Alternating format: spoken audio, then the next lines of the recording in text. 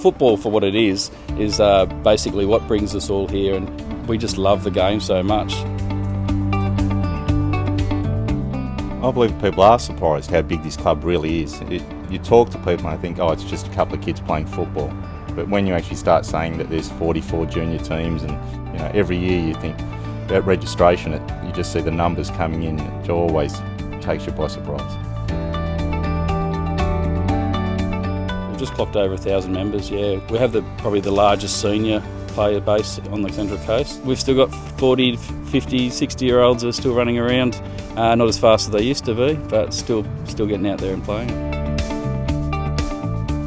Eric Worrell was a club patron of the club in the early 70s, and he was the owner of Reptile Park at Wyoming, and it was his idea for East Gosford to be called the Dinosaurs, and hence the kids in those days used to play with a Brontosaurus across the front of the jerseys. Changing to the Rams, that happened in about 1983.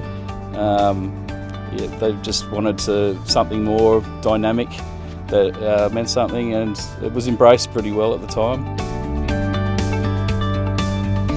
The clubhouse, which was brought up here in 1971, was an old Sea Scout Hall from down in the Gosford waterfront. I originally came up from Sydney and had no idea that it was originally some shed on the waterfront. And took 2 weekends of the committee members to ferry the building up in 2 parts to put it where it is today. And yeah, it's from there we renovated on our 50th anniversary, and which we now have the clubhouse that we do have today. What's special about the East Gosford Football Club is a sense of community and making sure that every kid's out there and enjoying themselves and being part of that community. An old player here who's moved out as a school teacher to Barorina, where the kids out there don't have any access to football boots and sort of stuff. So we thought we'd decide why not collect boots here off people that finished or outgrown the size of their boots, and then we send them out to the school out there where they've created like a bank where the kids can go in and borrow boots when they need to play different sports. And it doesn't necessarily be football, AFL, rugby league, but it just gives these kids a chance to play the game we all love here. It's essential for local businesses to help out local clubs. It's unfortunately in this day and age it's expensive to run a local sporting club.